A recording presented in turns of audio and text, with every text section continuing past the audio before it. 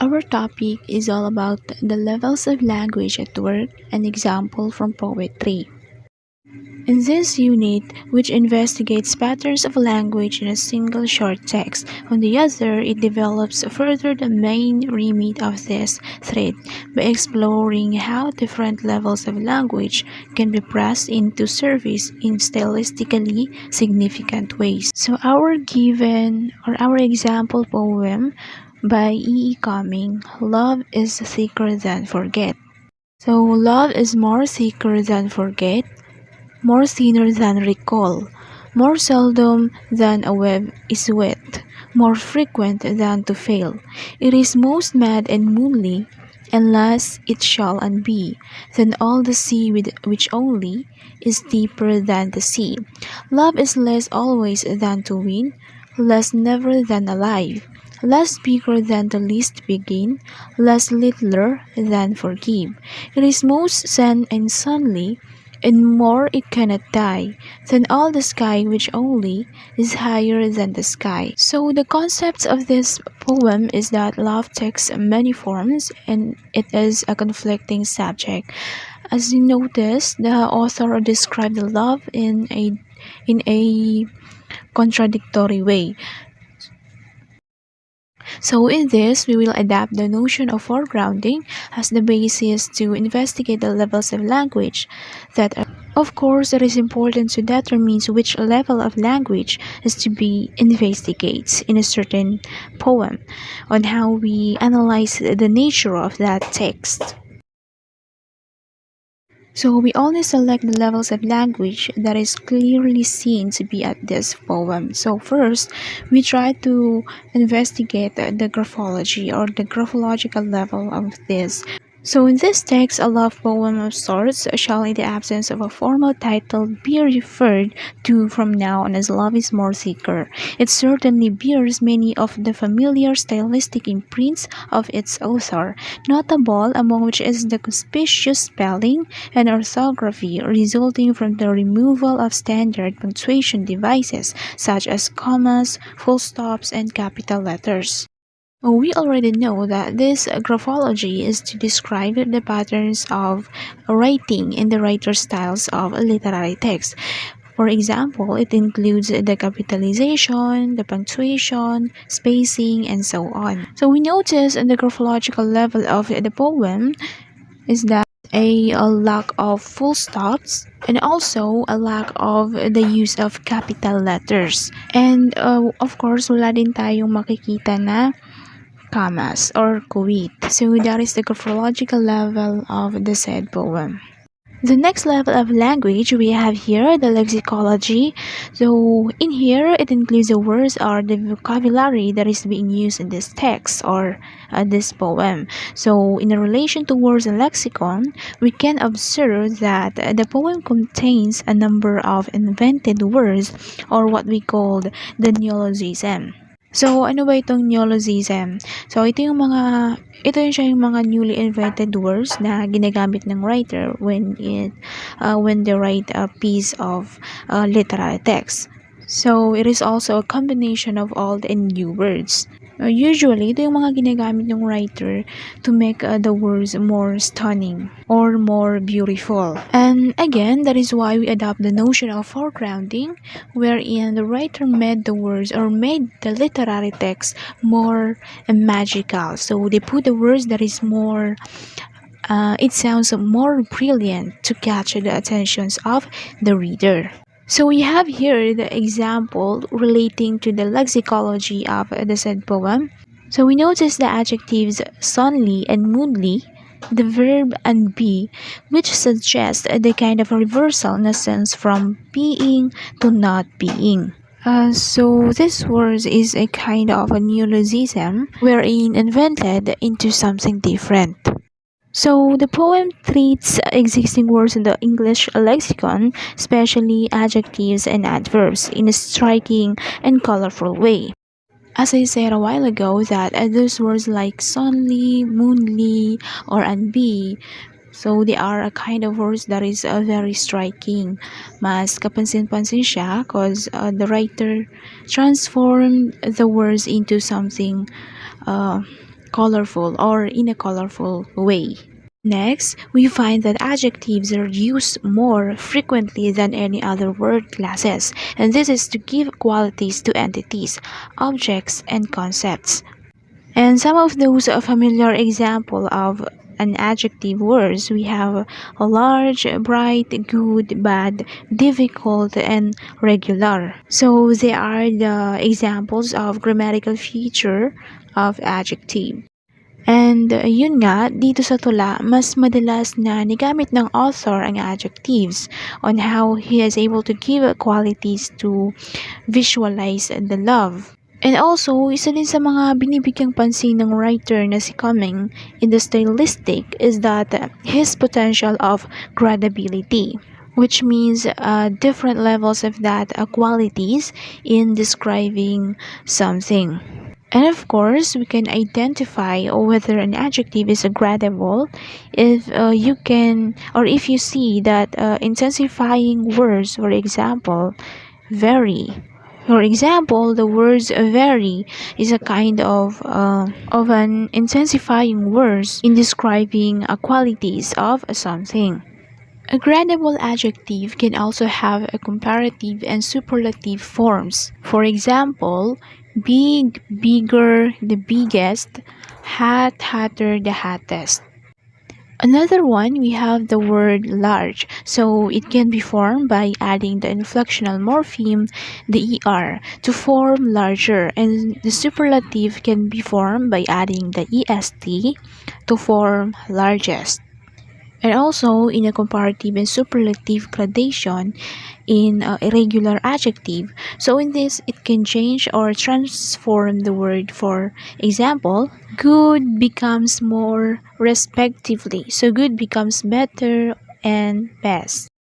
And going back to the poem, as we observe, the poem filled with comparison, and also the author has the capacity to compare objects through expression, the way he compared the love and how he expressed it in gradable adjectives within the text, and on how he transformed the words into something beautiful or something that is more foregrounded.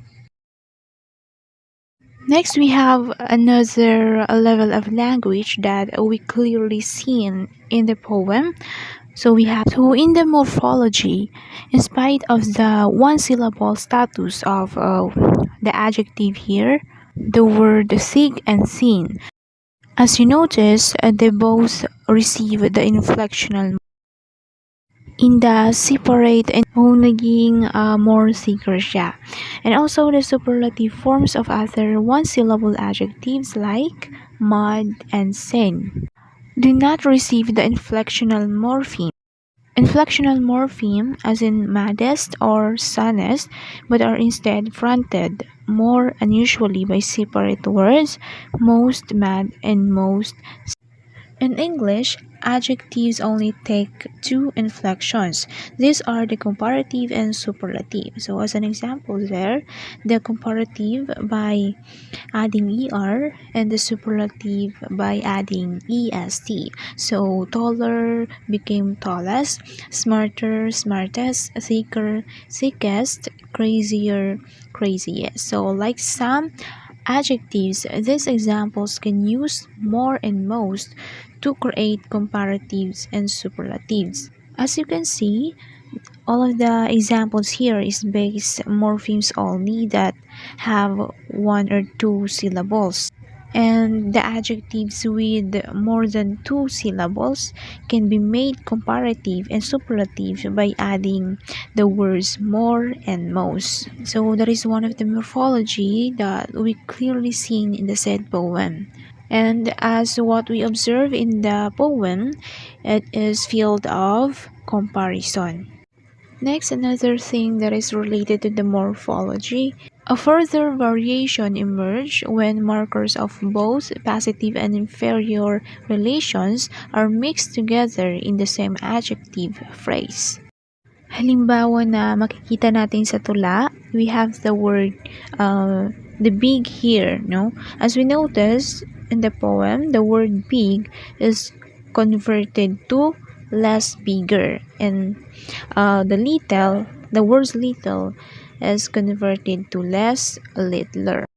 Another thing that we notice regarding on the morphology of the poem is that the comparative adjective normally compares entities that are compatible at least in some features. As we can observe to the poem that the author, or in the love is thicker than forget, it compared the incomparable words love, which is something na nagpapahiwatig siya as one of the human emotions. And also, the words forget here is compared to a verb forget, which express a mental process. The next level of language, we have the syntax. So, syntactically speaking, the author or his manipulation of a certain or in the syntactic structures, it helps in conveying his ideas to the reader. And one of the syntactic features is that the way the grammar of English allows for materials to be placed after the adjective in a given sentence. So we have here the examples. First, the pilot was conscious. Second, the pilot was conscious of his responsibilities. As we can observe, these two examples, obviously, they have a different meaning. The first example, the pilot was conscious. In this, it's like a general state of being awake. While in our second example, the pilot was conscious of his responsibilities. So, the of his responsibilities here gave more specifically a special kind of awareness on the part of the pilot. Unlike sa example number 1, the pilot was conscious, period, no? So we don't really know exactly what are those specific information that can describe on the part of the pilot. And in the second example, it clearly stated that the pilot was conscious regarding on his responsibility. Another example that allows for materials to be placed after the adjective, for example, Mary is now much better. So the main adjective giving or describing information about Mary is a kind of improvement in a way that it describes Mary that she is now much better at math. So we have the words here, much. So this element is an intensifier, and as you remember some of those examples of intensifier, we have extremely, completely, utterly, really, so, to, totally, absolutely, and very. So, ilan yan sa mga nagbibigay diin to describe the object. And it also allows the materials to be placed after the adjective. Going back to the poem, the syntactic structure with an adjective at the end, love is more thicker, with which the writer initiates his poem, invites different interpretations when repeated throughout the whole text. Of course, when we analyze the poem, we can observe how he give interpretation about love, on how he visualized love into different meanings. So he also described it in such a way that the readers would feel the emotions. Another eye-catching patterns leader the poem, one of which emerge in the second and third lines of the first stanza and sustains for the remainder of the poem. We can observe that Cummings inserts adverbs of time relationship like seldom, always, or never into the main slot in the adjective phrase frame. So we know that the adjectives describe the qualities, whereas the adverbs describe the circumstances. So example in the poem, it involves the phrases like more seldom, less always, and less never. Usually, the adverbs may function to communicate a negative time. Some of the example of words that we found in the poem, we have fail, seldom, forget, less, It is some kind of verse that has an interpretation of a negative relationship within the text. As I mentioned earlier, on how the author creates the content of the text, the way he described the love with a positive and as well as the negative expression about love, in such a way that he described the quality of love that is very conflicting or contradictory. So in this poem, although it sounds complex, it sounds arguing the way the writer described love or express his thoughts about love, but the poem still does communicate. The next level of language, we have the semantics. So the writer used tautology in the poem, which means saying the same thing twice. Like for example here, war is war. If she goes, she goes. And what we have seen in the coming example or in the poem, we have the sea is deeper than the sea, the sky is higher than the sky. That's all the levels of language that we clearly seen in the said poem.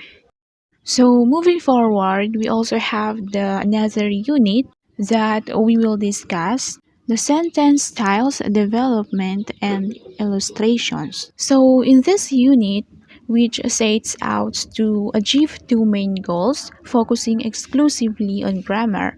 So it narrows down the broader perspective adopted in B2, which was principally interested in how various levels of language function in textual patterning. So it's clearly stated that in this unit, it is focused on the, let us say, the organization of grammar, each development, each function, of course, the style. So we will investigate the patterns of the sentences, also the sentence structure. We will also be able to discuss about the simple sentence, compound sentence, and also the complex sentence. But first, we have here the given example of sentence. So, he ate his supper, he went to bed. So, first, if we are consider the function of the sentences, we will observe the thoughts of that sentence, the ideas of that sentences. We will observe how the words build the sentence and how these sentences build the language, diba? And we all know that all parts of speech in English are used to make sentences, and it includes the two parts like you all know the subject and the verb, or this is known as the predicate. And of course, we already know that the subject is the person or thing that described in that sentence, and the verb is an action that the person or thing takes. So take a look at the example. So, he went to bed. So, kapag walang subject at verb, of course, hindi siya kompleto, hindi natin maiintindihan, no? Because we don't know who went to bed. And like I said a while ago that if you consider the function of the sentence, concerned tayo sa kanyang punctuation, even the structure of the sentence, di ba? Interesado tayo on how many clauses are in that sentence. And it is important to have this textual analysis. So it is very useful in showing how sentences work beyond the level of the sentence. Like for our example here, wala tayong mapapansin na conjunction, no, na nakalagay. Like the word and but to connect the two sentences. So he ate his supper, he went to bed. And again, knowing the function of the sentence, we will be observed about the punctuations. We have to take a look at the sentence styles. The end of that sentences, kung period ba siya or quit yung nakalagay, no? So we can figure out din naman to these two examples of sentences. But I forgot to mention that this is a kind of, and as you can see, these two examples of sentences written in different situations. A form of grammatical sentences where no link is presented. So imagine a sentence as box whose housing forms a grammatical boundary in whose contents are variable. The conceptual structure of one or the number one would therefore be as two boxes placed side by side but without any formal linkage between them. Just try to imagine these two sentences to these two boxes. So it seems like there is no, what do you call this one? There is no something like a connector, no? Connector between these two sentences. Although circumspection is always advised in generalization about the effect of grammatical pattern, one of the stylistic functions of the simple sentence is often to engender a frenetic or fast-paced feel to a passage of description. So consider to this effect the following extract from Jerome's novel of Three Men in a Boat. So here's the example. I tried to examine myself. I felt my pulse. I could not at first feel any pulse at all. Then, all of a sudden, it seemed to start off. I pulled out my watch and timed it. I made it 147 to the minute. I tried to feel my heart. I could not feel my heart. It had stopped beating. So one of the stylistic function of the simple sentence, just like what is being stated in here, is that usually it a result of a fast pace. It is usually a kind of a sentence that is direct lang siya, no? Straight ahead lang siya to the main idea. So in this narrative context, as you can observe, it is a melodramatic, the way the narrator convinces himself that suffers, the sense of speed and how he delivered that clauses, and you also observe that is made up of single independent clauses.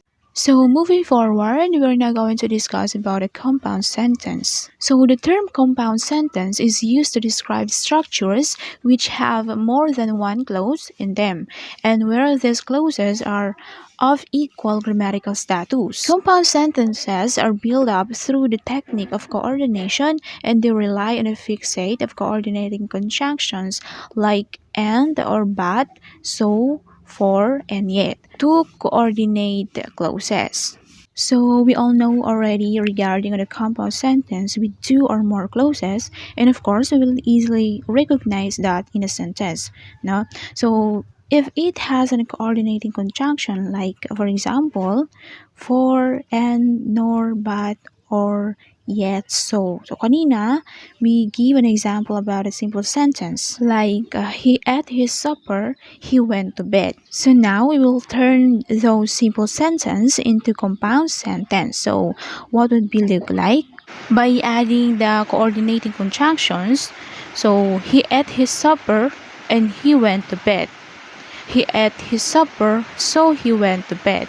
He ate his supper, but he went to bed shortly after. So as you notice, we have the coordinating conjunction, no? So the words here and so but to connect between these two sentences. So the most function of the coordinating conjunction is that it made the sentence more specifically into. And the best way of conceptualizing the structure of compound sentences using the boxes analogy is to imagine them as linked together like square beads on string. So it is very clear now when we imagine the sentences here in the boxes and how the sentence change the meaning by putting the coordinating conjunction, how they link together. So yun nga, the two clauses are linked together by the coordinating conjunction, the words here and. So its a function is to link the sentence to the previous sentence or phrase. So next, compound sentences can perform a variety of functions, and the symmetrical nature of the connection between their units makes them a favored style in material design for junior readers. This fragment from a popular nursery rhyme is a compound sentence containing three coordinated clauses. So yun nga, a compound sentence can perform a variety of function, and again, it can be two or more clauses. So we have here an example of compound sentence, which is, it contains a three coordinated clause. He huffed and he puffed and he blew the house down. And it is also a similar technique of coordination is at work in this sequence from Hemingway's The Old Man and the Sea. Example, they sat on the terrace and many of the fishermen made fun of the old man and he was not angry. So the coordinating conjunction here is the word and. So, if we observe this given example by Hemingway, try to imagine how does coordination takes place. So, they sat on the terrace and many of the fishermen made fun of the old man and he was not angry. So, if we try to contrast between the last two conjunction, try to imagine if we put an adversative conjunction like the words but, no? So, it may look like they sat on the terrace and many of the fishermen made fun of the old man, but he was not angry. So, it can still be recognized, no? Even if we put an, or even if we change it in adversative conjunction. So it can still show some function in the part of that man. Moving forward, we also have the complex sentences. So it involves two possible structural configurations, but their main informal principle is that the clauses they contain are in a symmetrical relationship to one another. The first configurations involve subordinations, where the subordinate clause is appended to a main clause.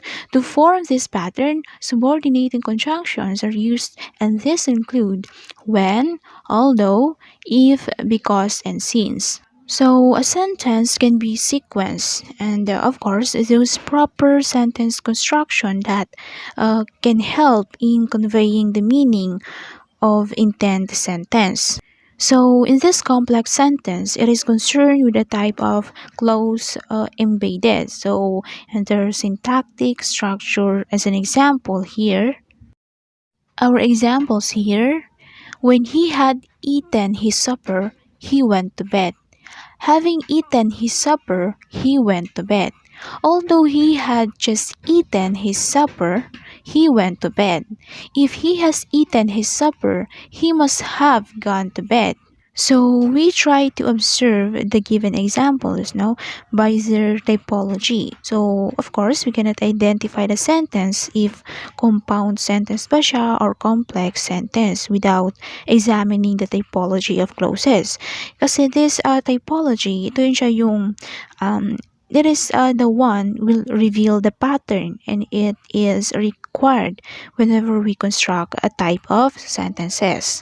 So, as we observe the given example, these sentences are separated by comma. So, like for example here, when he had eaten his supper, he went to bed. Alright? So, this when he had eaten his supper, that's what we call dependent clause, diba? Kasi it cannot stand on its own.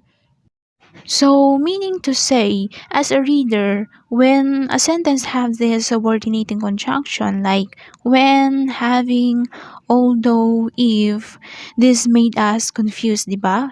If we don't see an additional information to support the previous. So, in order to fully understand the function of the sentence, so we put the comma. So, it will be will add he went to bed, so it made the sentence have this complete idea or information.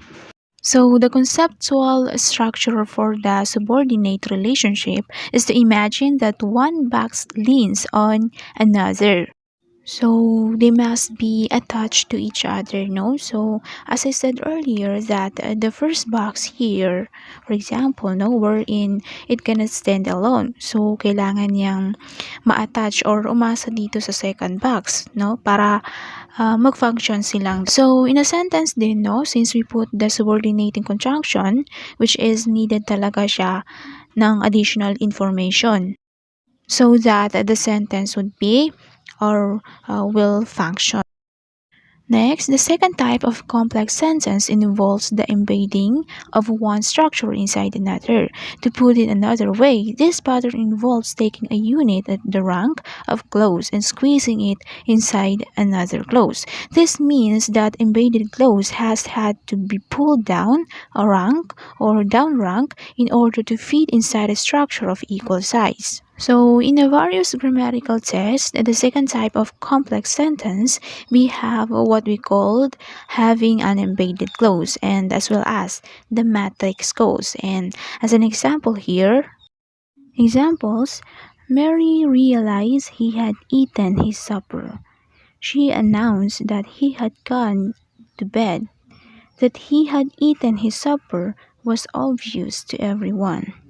So try to imagine these boxes that can help us to understand these sentences.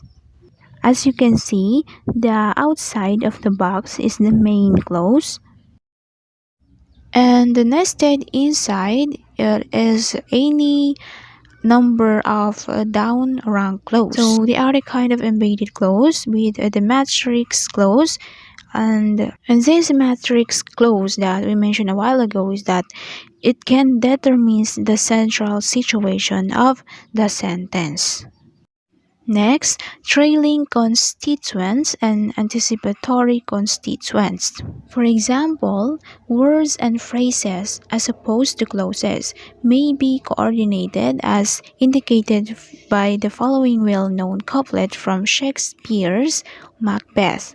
Another thing, we will also talk about the grammatical patterning, those various elements of clause structure in a certain text. And as I said, that coordination between clauses as one of the principle of compound sentences. So it can also be function within the words and phrases. For example, here, tomorrow and tomorrow and tomorrow creeps in this petty pace from day to day. So as you can see, we have the three temporal adverb, the word tomorrow, with of course their coordinating conjunction, the word and. And also we have the passage of time in the end, day by day. That's what we call the time adjunct. So this creeps in is the predicator. And this petty pace here is the subject elements. And again, this grammatical patterning wherein it concerned with the positioning of clauses structure. So it is important to know the positioning of grammar structure of a text on how that sentence or how that text introduced. Another given text, which is the opening two lines of Michael Longley's poem, The Ghost Orchid. So it is also displays a different pattern. So you walk with me among water meat and bog myrtle when I was tongue-tied. So knowing that trailing constituents is the term used in stylistic for units which follow the subject and predicator in this way, and also the adjuncts and subordinate clauses are placed before the main subject predicator matrix. When this occurs, the initial elements are known as anticipatory constituents. And as you can see in the line, the two adjunct elements with the prepositional phrases with me and among water in bog myrtle, and also the subordinate when I was tongue-tied. Another, we have the good illustration, a piece of a narrative description from Joseph Conrad's novel, The Secret Sharer. So, on my right hand, there were lines of fishing stakes, resembling a mysterious system of half-submerged. To the left, a group of barren islets had its foundation set in a blue sea. And when I turned my head to take a parting glance, I saw the straight line of the flat shore, corresponding in their insignificance to the islets of the sea, two small clumps of trees. So, by reading this text, this is about lang naman sa description of the perspective of the first person narrator. So the sequence, the flow of the paragraph that we can able to construct in our mind, the flow or arrangement of that text. And as you can see, the highlighted here, that's what we call the anticipatory constituent, wherein this clause are placed before the main subject predicator. And moving forward, we're now illustrating grammar in action by Dickens' famous fog. Thus far in our developing model of grammar, short illustrations from literary texts have been used to illustrate each of the various categories introduced in order to show how a range of devices of grammar can work simultaneously in a text. It will be useful to close this unit by focusing on a slightly longer passage, much beloved of stylistician because of its foregrounded patterns of language. So we're going to illustrate a grammar in action in a longer passage from Charles Dickens' famous fact, or in his novel Bleak House. So fog everywhere, fog where it flows among green heights and meadows, fog down the river, where it rolls defiled among the tiers of shipping, and the waterside pollution of a great and dirty city. Fog on the Aces marshes, fog on the Kentish heights, fog creeping into the cabooses of collier brigs, fog lying out on the yards, and hovering in the rigging of great ships, fog drooping on the gunwales of barges and small boats, fog in the eyes and throats of ancient Greenwich pensioners, wheezing by the firesides of their wards. Fog in the stem and bowl of the afternoon pipe of the wrathful skipper. Down in his closed cabin, fog cruelly pinching the toes and fingers of his shivering little prentice boy on deck. Chance people on the bridges peeping over the parapets into another sky of fog, with fog all around them, as if they were up in the balloon and hanging in the misty clouds. So the first feature that we clearly seen in the said text is that a key stylistic feature is the way the central noun fog is elaborated. So in grammar, that is commonly especially whenever we combine with the other words. Like for example here, the thick gray fog nearby. And as what we observe in this line, that a fog filled up by a determiner, the, and the two adjective, thick gray, and of course the adverb nearby. And just like in a given passage, so we have here the green eights, waterside pollution, and a great and dirty city. And we also notice that in the way that Dickens described the passage has this restricted verbal development. And in trailing constituents, like what I mentioned before, it is an stylistic units which follows the subject and the predicate. So as you can see, the grammatical place towards is in the right of the position of predicator. Another thing, the text is rich in details about place, but low in details about time. And it is because the close pattern shows the verbal process, and it is also indicate the tense that is resulting for the difficulty to form the time or the events. Next, there is a gradual narrowing on the passage progress. Those are the elements of adjunct that is more progressive.